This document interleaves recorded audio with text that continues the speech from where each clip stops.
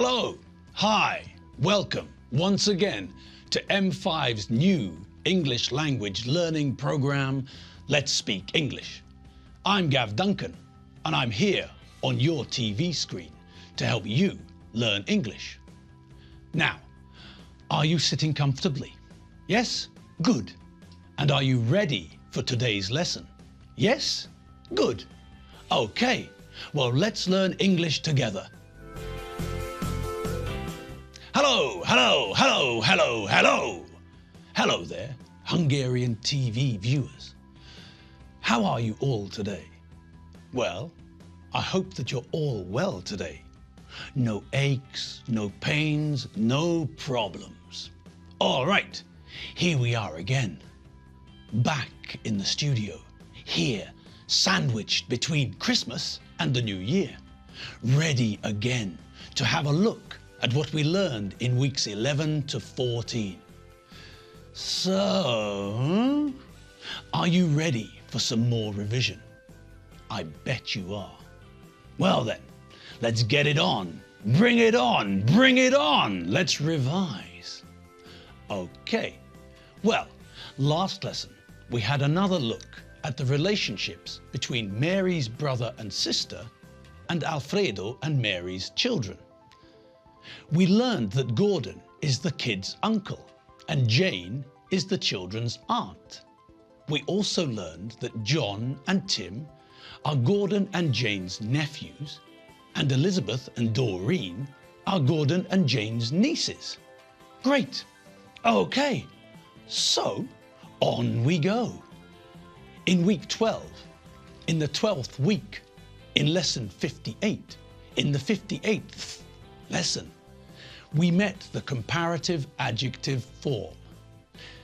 We know what the verb to compare means. When we look at two or more things and identify what is the same and what is different between them, we are comparing them.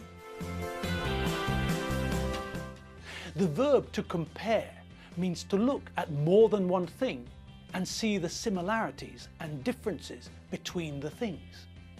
We compare things all the time. When we're driving, we compare the prices of petrol at different petrol stations, so we know where we can get cheap fuel. When we go to the shops, we compare prices.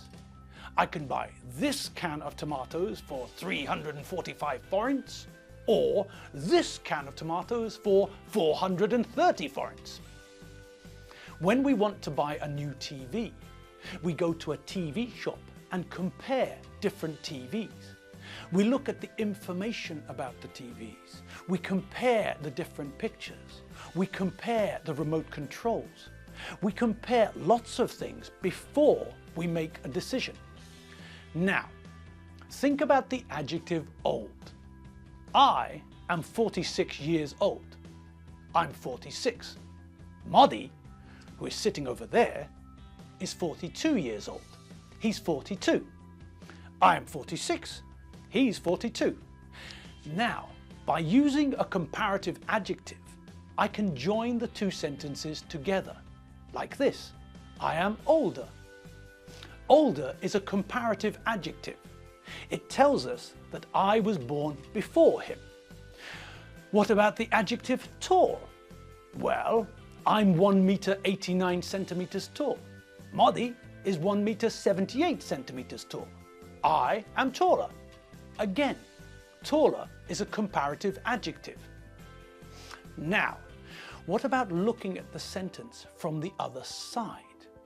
Well, what if we use the opposite of old? What's the opposite of old? That's right, the opposite of old is young.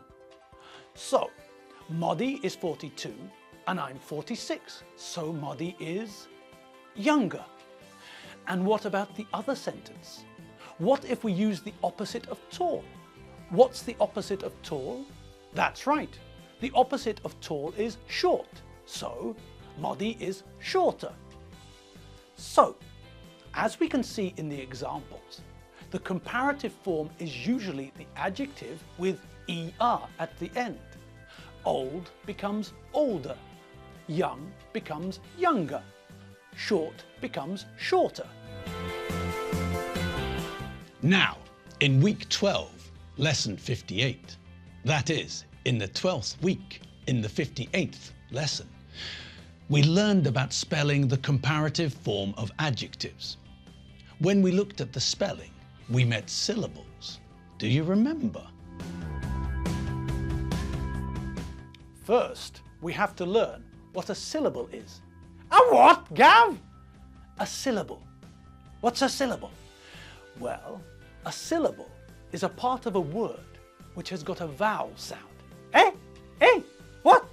What? What? Potato? No. Okay, the easiest way to understand what a syllable is to think about how many sounds a word has. My name, for example, has got 2 syllables. Ga-vin. Okay. Modi's name too has got 2 syllables. Mo-di. Budapest has got 3 syllables. Bu-da-pest. So a syllable is a sound in a word. Afghanistan has got, well, how many syllables are there in the word Afghanistan? 4. Let's count them. Afghan-is-tan. 4 syllables. Okay. What about some Hungarian words? They have lots of syllables. What about this one? It's a cracker. Megengetetetlen. Blimey, oh David, Welsh, Irish, Riley. How many syllables? Let's count them. Meg, eng, get, het, tet, len. 6! And what about elfogotototlon? Elfogotototlon. 6 again.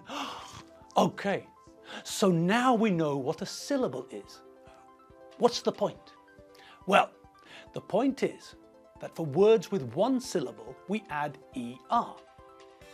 If the word ends in vowel plus consonant, then we double the last letter before adding ER.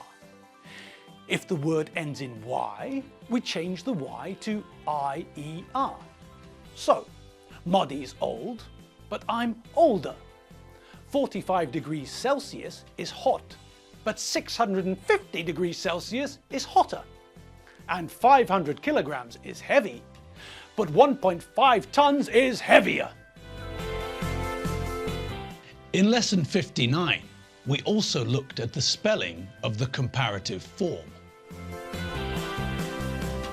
Okay, so we know what a syllable is, and we know that syllables are important. They help us know how to make the comparative form. If the adjective has got 1 syllable, we know that it's a short adjective, and we know that we add ER to make the comparative form. Good.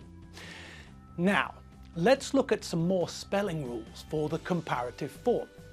We know that if the adjective has got 1 syllable, we add ER to the end of the adjective to make the comparative form. Great. Now, who remembers vowels and consonants? You all do. I know. I was just testing you.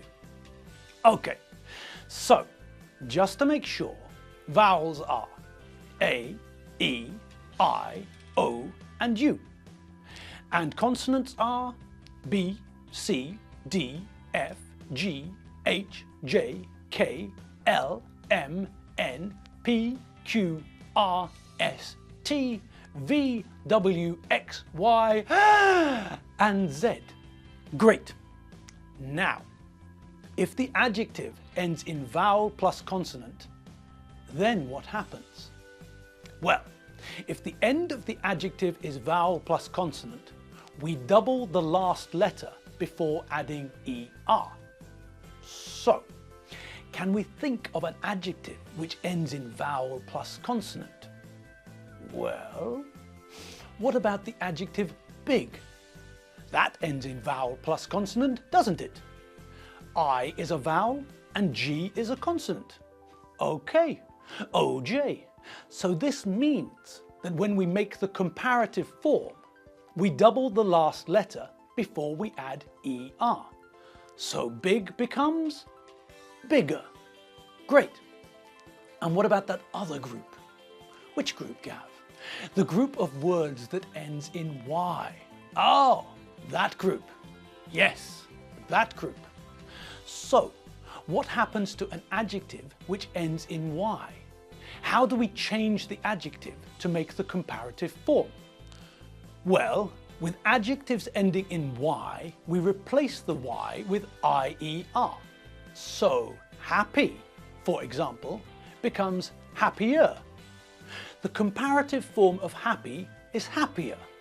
We replace the Y with IER. Great. So happy becomes happier, easy becomes easier, and early becomes earlier. Okay, great. So now we know how to make comparative forms for different adjectives. Short adjectives, those adjectives with one syllable, are easy. We just add ER. If the adjective ends in vowel plus consonant, we double the last letter and then add ER. If the adjective ends in Y, then we replace the Y with IER to make the comparative form. Good.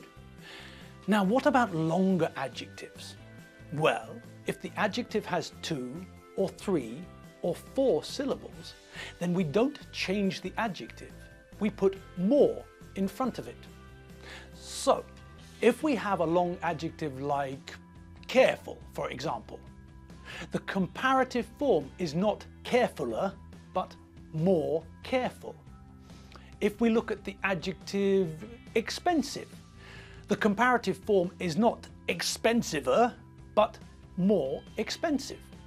If we look at the adjective interesting, then the comparative form is not interestinger, but more interesting.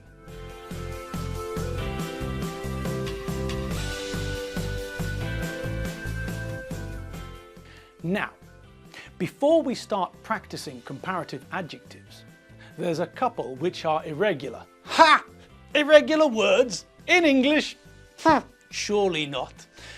Yes, but you know that we don't have to panic. We are, well, what are we? Come on, let me hear you say it. We are what? That's right. We are gods of English. Say it again. What are we? We're gods of English. Shout it, scream it, frighten the dog and scare the cat as we tell the world, we are gods of English. Okay, back to earth.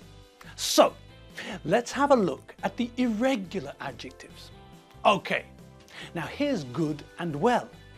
In the comparative form, they change to better. I'm good at cooking. My wife is better. How do you feel normally? Normally, I feel well. How do you feel when you win the lottery? When I win the lottery, I feel better. The adjective bad also changes in a strange way. The comparative form for bad is worse. When you have a toothache, you feel bad. But if someone shoots you, you feel worse. Old, older, large, larger, strong, stronger, modern, more modern, intelligent, more intelligent. Great, fantastic. Mary had a little lamb. Humpty Dumpty had a great fall. Jack Sprat and his wife Joan. Great. Well, that's all we've got time for today. I had fun today learning about comparative adjectives and checking the spelling for comparative adjectives. You have been watching me, Gav Duncan, on M5's English Learning Language programme, Let's Speak English. I'm Gav Duncan, not Jackie Chan or Bruce Lee. I'm Gav Duncan, and I'll see you next lesson for some more English revision fun. See you next time. See you later. Bye.